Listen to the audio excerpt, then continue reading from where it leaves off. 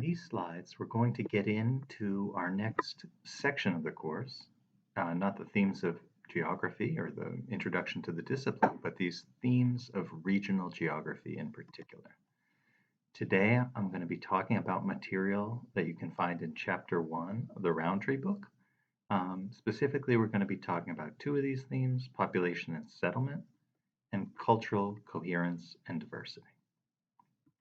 First, population and settlement. So population and settlement, kind of as those words indicate, talk about the way that people are arranged on the land in a very basic sense, where people live in relation to the land and in relation to other people, I suppose. So currently, population of Earth is greater than 7 billion, and there are forecasts that it will increase to 9.5, 10 billion in the next few decades. Of course, those are just estimates, they're models, but they're based on past patterns, predictions of resources, including land itself. Globally, a lot of the increase between now and 2050 is forecast to take place in Africa, in particular sub-Saharan Africa. So in contrast to that, other regions like Europe are predicted to shrink in population size. And you can see from the map here that there's a lot of variation in population, really in population density here. So it's standardized over a unit of area. And we know this in the US, we have urban areas, we have rural areas, sure.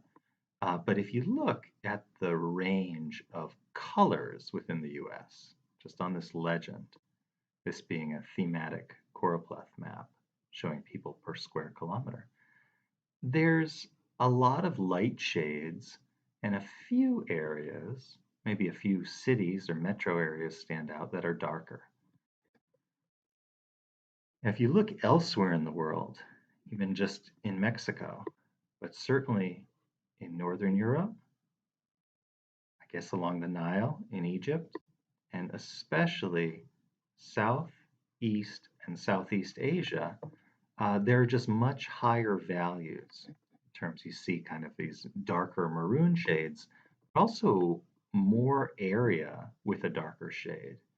So even the rural parts of India are generally as population dense as, say, some US suburbs. Similarly for Eastern China. But we also see some areas, kind of northern Canada, northern central Russia, Australia, where the population is generally less dense than anything in the US. So there's a wide variability in this. And with that variability comes differences in national political goals for demography or population growth management. Certainly, some countries are trying to slow down population growth, while others are attempting to implement policies that would support it.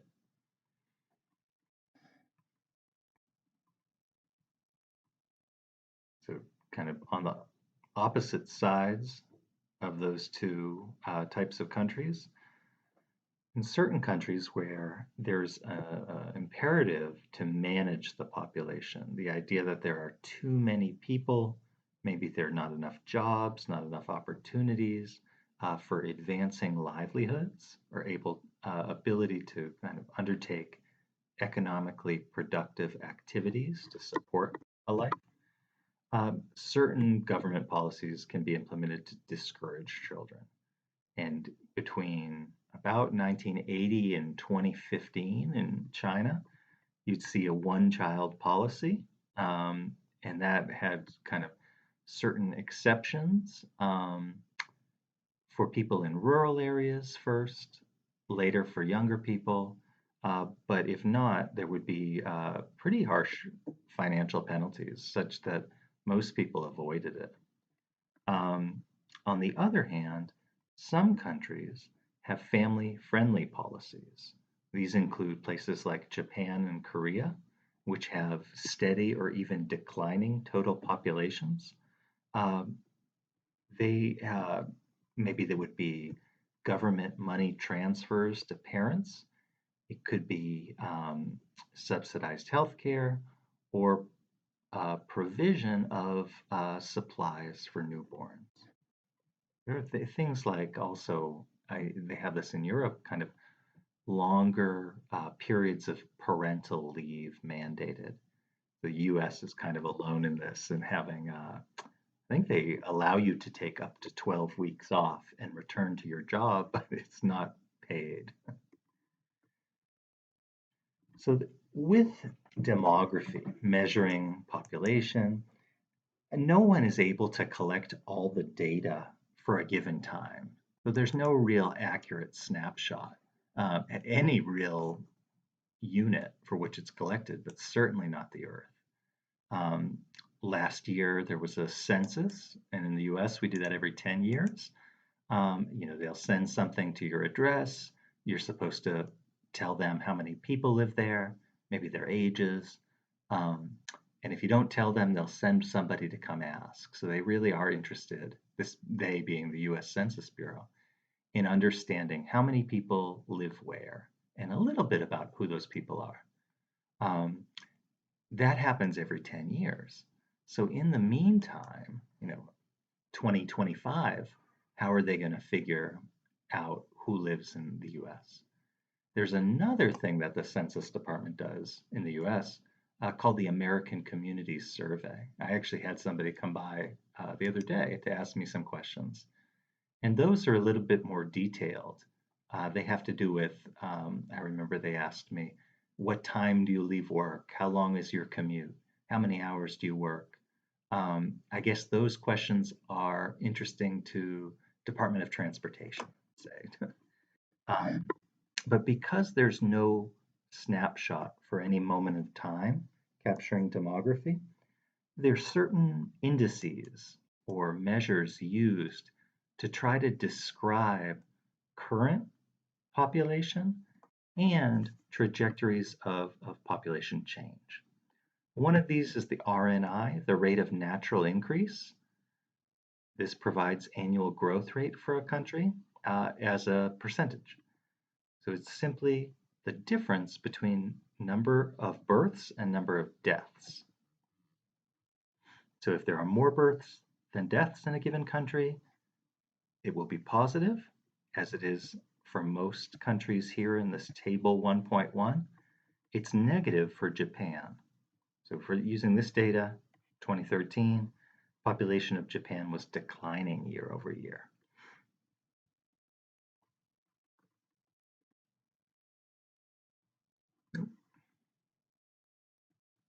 So it's not a raw number for each country. You could imagine places like China and India, which have more people, would simply have a higher RNI, but they're normalized by total population so that the number is on a standardized scale, and you can compare the RNI for countries to each other. If you look at this chart, you can see countries ranked by population. I believe it's about the same order now. China and India have essentially the same amount of people, probably about 1.4 billion each now. India would be growing quicker, and they are by far the two most populated countries. The USA is actually in third, about a billion people behind. If you look at a little bit higher level than the country, the EU would have a population of about 450 million. So about 1.5 times the US. After the US, larger countries include Indonesia, Brazil, Pakistan, Nigeria.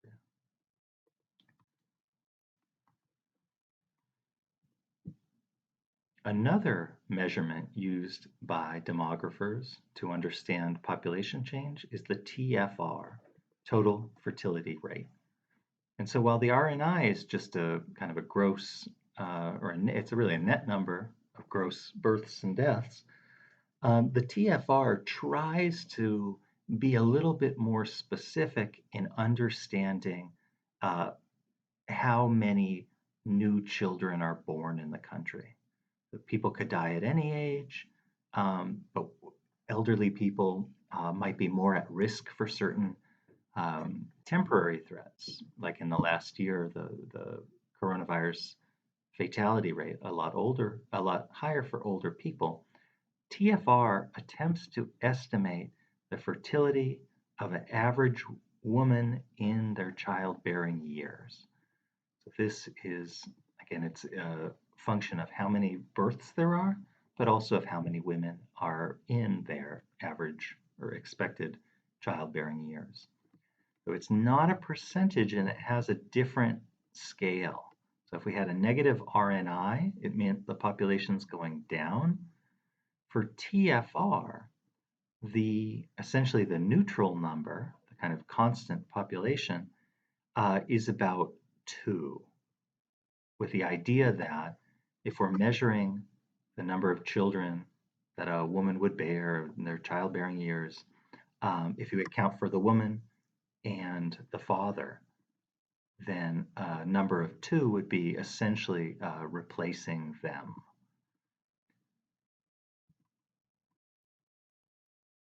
In general, there's kind of rules about this. You could expect in a country where women would marry earlier, they would have a larger period of a larger time period during which they might bear children. So the country or the area over which the statistic was calculated would show a high TFR, total fertility rate.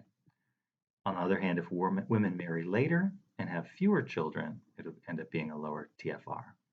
So it's a function of individual behavior, but also kind of societal opportunities. So if people are in college or if they're starting out a career, maybe they would want to delay having children or delaying marriage, which is associated with having children.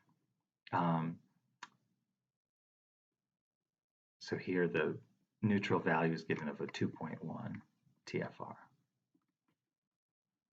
And we can measure this for the world, 2.5, for Africa, 4.8, Europe, 1.6.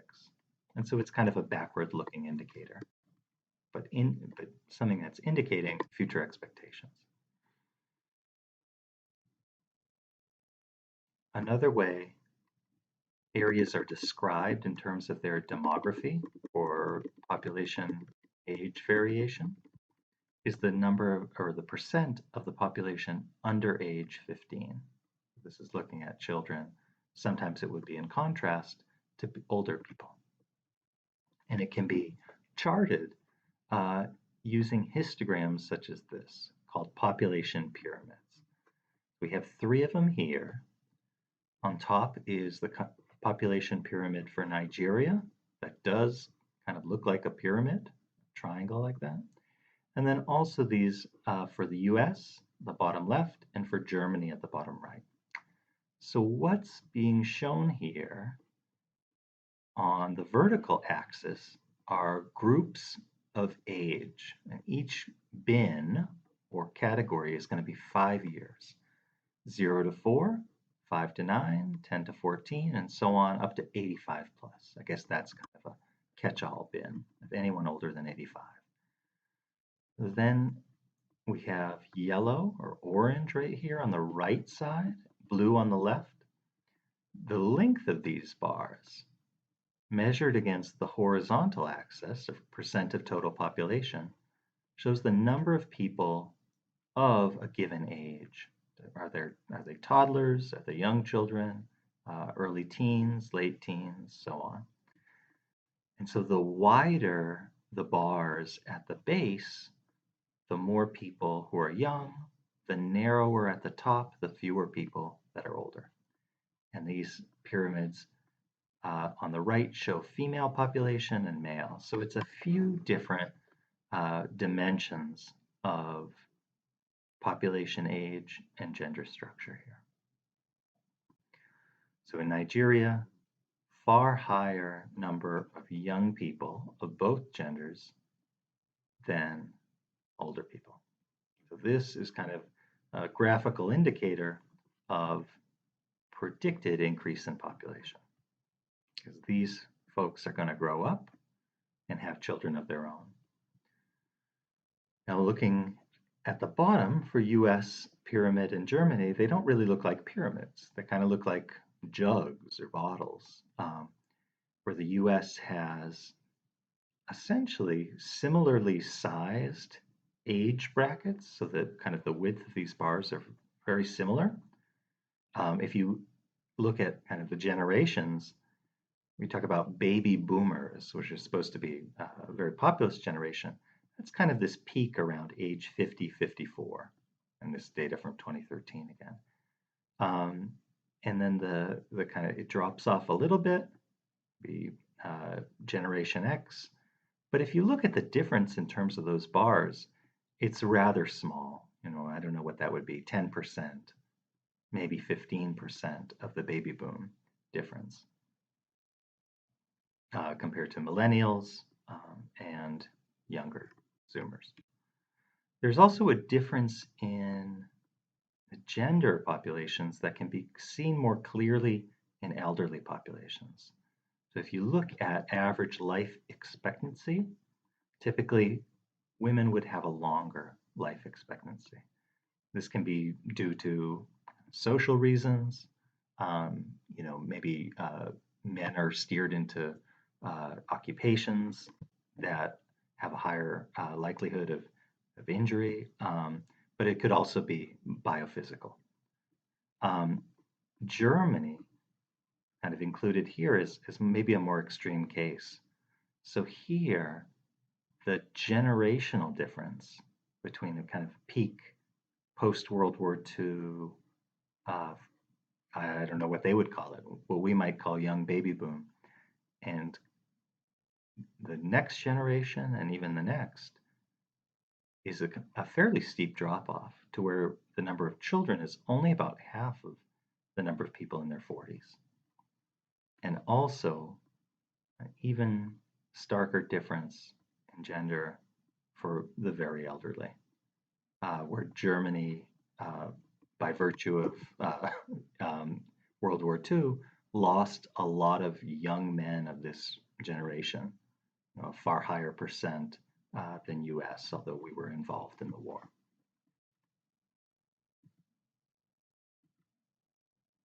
I mentioned life expectancy. So this is another demographic indicator. It's indicative of population change, but also on health and well-being. The idea that if you eliminate causes of death, premature death, and life expectancy goes up, then generally the quality of life during life is going to be better too. It's defined as the average length of life expected at birth, and usually numbers would be provided for men and women.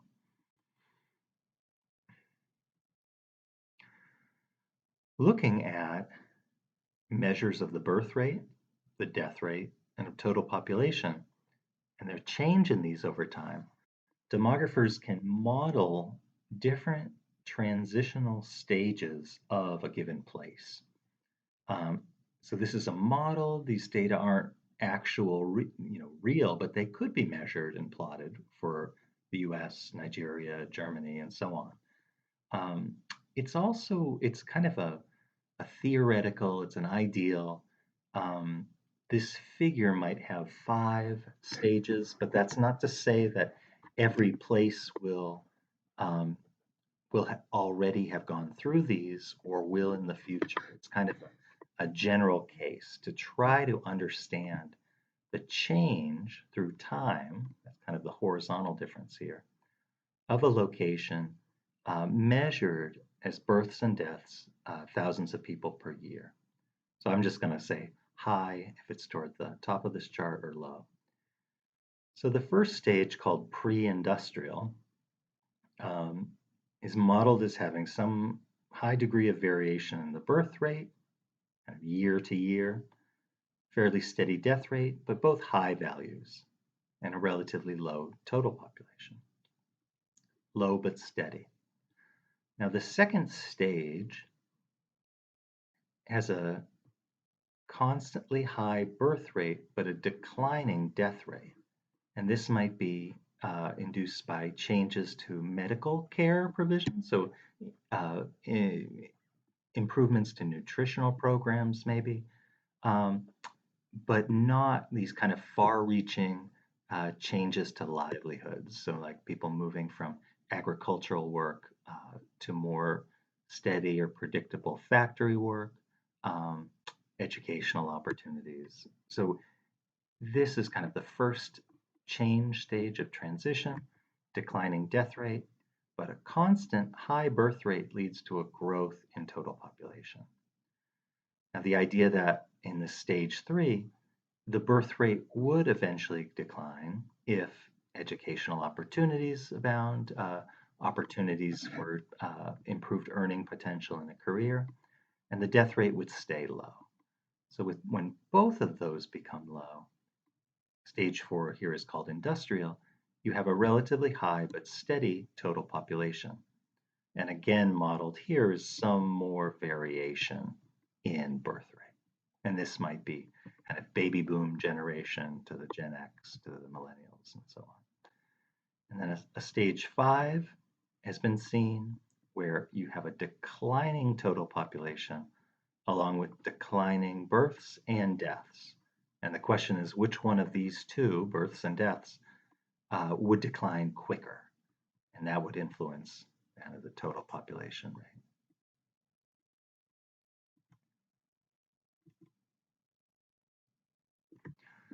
So one factor that somewhat complicates measures of births and deaths and their link to total population is migration. So people that may live in a country but were not born there. So kind of factor complicates some sort of future predictions about people in a given nation or state or city or so on. So hundreds of millions of people now live outside their country of birth, and in general, that group of people called migrants. A lot of this movement is linked to economic opportunities. We'll get further into the topic of globalization, which allows kind of the footprint, the chain of certain economic activities to stretch into places it hasn't before. But not everything is able to be offshored, so to speak, is able to be done somewhere else. And in that case, people who want to seek those opportunities often move themselves. One example of this is in oil-rich countries of the Middle East. A lot of the labor is provided by migrants who come from South Asia, so Nepal, India, Pakistan, so on. Not all migrants move for economic reasons. People might be forced out by war, persecution, or famine. These people, these migrants, are called refugees, and it's kind of a status that they can be conferred by the UN and thus be eligible for programs of resettlement. So they're required to have been forced out of their country of birth due to a certain number of reasons, typically economic opportunity, not one of them, go to another country, at which point they could apply for refugee status and resettlement in a third country. Net migration rate is the amount of in-migration that a country receives, how many people are coming into a country, less the emigration, so people leaving. Positive number means that the population is growing, whereas a negative figure would mean more people are leaving. So this is something that kind of occurs parallel to the births, the deaths, the processes we saw earlier. So US has a net migration rate of 4.9%. This is 49 people per 1,000 were not born in the US. Mexico would have a net negative migration rate. I mentioned Persian Gulf countries, Qatar and Kuwait are two of those. They have net migration rates similar, 49, 37. Some countries are a bit odd in this, in that they are not as clearly sources or destinations for migrants. I put up two visuals here for the country of Ireland. So this is a longer term chart showing back to 1740, showing population of Ireland, population of Europe. And so the large, quick growth in Ireland up to 1830, and a stark, sudden drop with a lot of emigration to the US, Canada, Australia, similarly low levels, but rise in kind of post-war 20th century. And if you look at the net migration totals, this for a much shorter period of time between 2006 and 2016, you see high numbers of people coming in, immigration, but also somewhat high numbers of people leaving emigration. And because both are high and change with economic cycles, you actually see the net migration being positive in certain years, indeed quite high, to being negative in others. Population density, this is the variable that the first map we looked at showed. It's the average number of people per unit area. You might think of contrasts in population density that you're familiar with. So this could be a place like Montgomery, the city, could be contrasted on the one hand to a city like Atlanta, it's more dense, but on the other hand to kind of suburban communities around Montgomery, and then on to rural communities. So here's a picture of India and US. Both of these are agricultural communities. In the next slide, this is a photo of rural populations in China. And it goes to show that even when we use categories we're familiar with, like rural, urban, suburban, there can be a lot of global variation in how people really live. So this is not Beijing, but you see buildings with 3, 4, and more stories in a rural area. So somewhat concentrated settlements, even in relatively low population density areas, compared to the scene in Iowa, where there's kind of a couple streets with single family homes.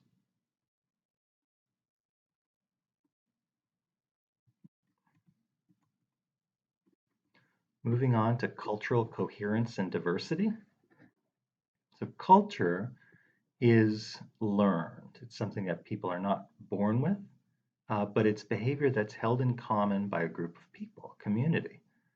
It's something that's reproduced over time and become termed a way of life. So culture, it changes through time, but it also coheres or it stays the same. And even if certain ways in which people do things, these practices change, there's can be some common threads through time that identify and help identify communities and help those communities stay together. And culture is it's not something that you can really put on a map so cleanly like we did with population density. Culture, as I said, is being reworked. It's being reproduced constantly as different cultures interact at different scales. So sometimes these interactions lead to different outcomes, I'll say.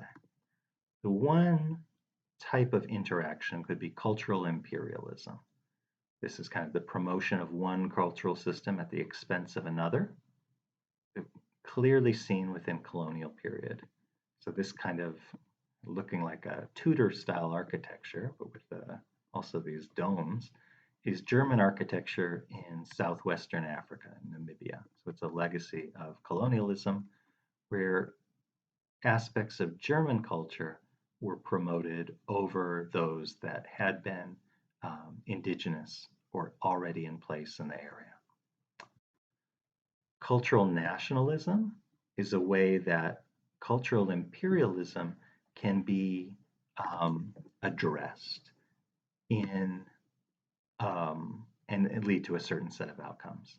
So this being a process where cultural imperialism is opposed in the name of protecting or defending a cultural system against certain set of cultural expressions. These could be cultural imperialism or they could be any others. And it's actively promoting cultural values that are caught up in or tied to a national political project. So one example here, France protect its national music and film industries by legislating that radio stations play a certain portion of all their songs from French artists. On the other hand, cultural interaction doesn't have to be antagonistic. So often, cultures will, when people interact, different parts or aspects of these different community cultures will combine or will form something new that's synergistic, meaning it's more than the sum of its parts. It's different and unique. So India have adopted many traditional British traits to their own circumstances. This includes language as well as, say, cooking. Language is very tightly intertwined with culture. It's kind of one of the ways that either facilitates or poses a barrier to communities interacting. And so it's kind of a necessary step in cultural interaction to some degree. It's not the only way to communicate. We have symbols, there's music, art, these things, but it's a central way for in-depth communication. This map showing language families across the world.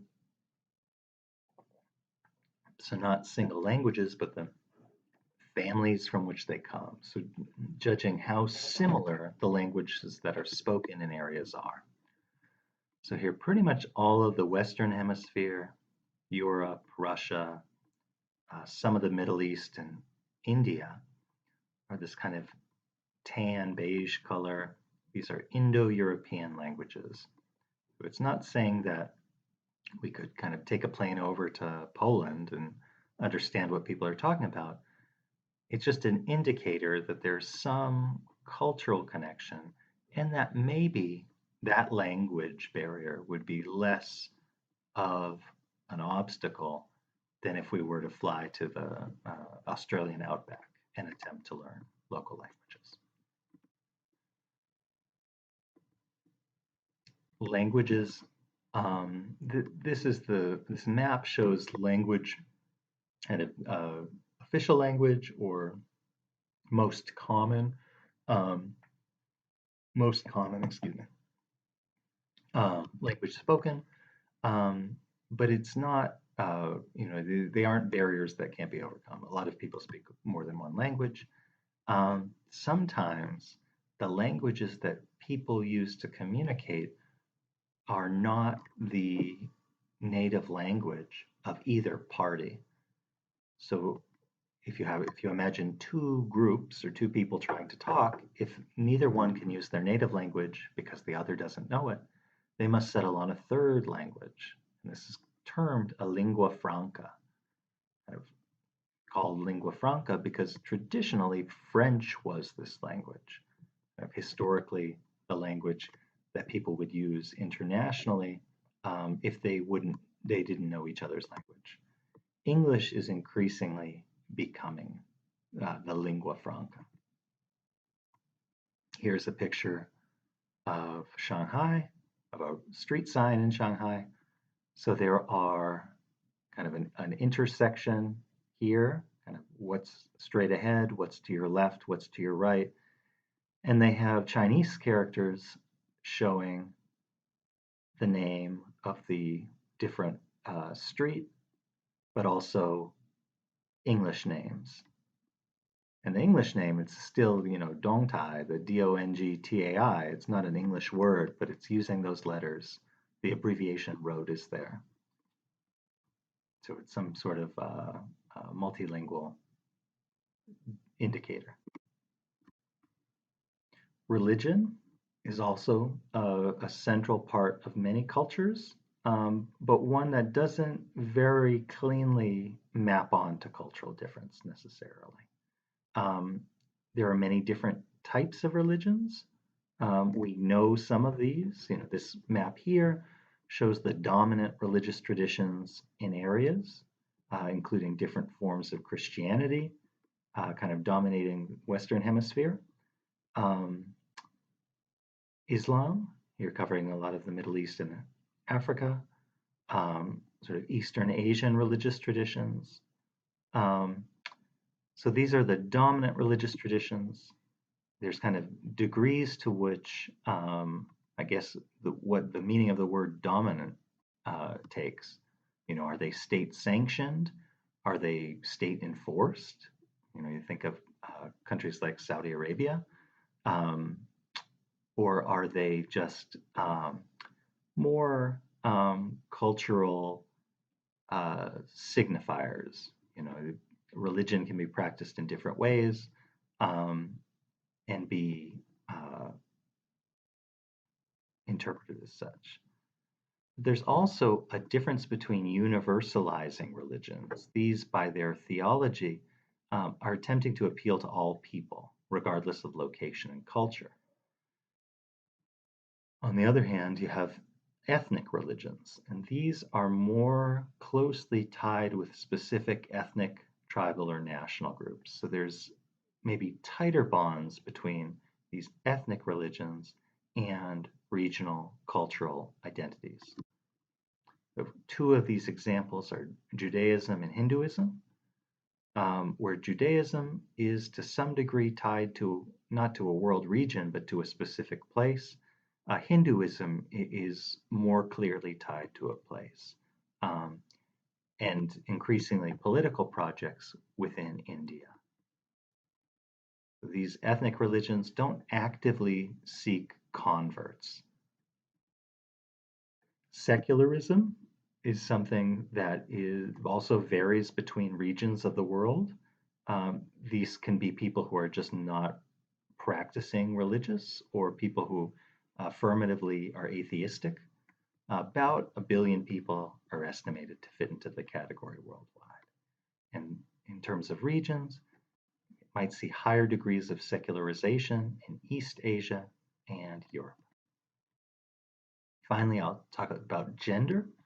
So gender is a sociocultural construct linked to cultural values and traditions of groups that differentiate between the two biological sexes, male and female.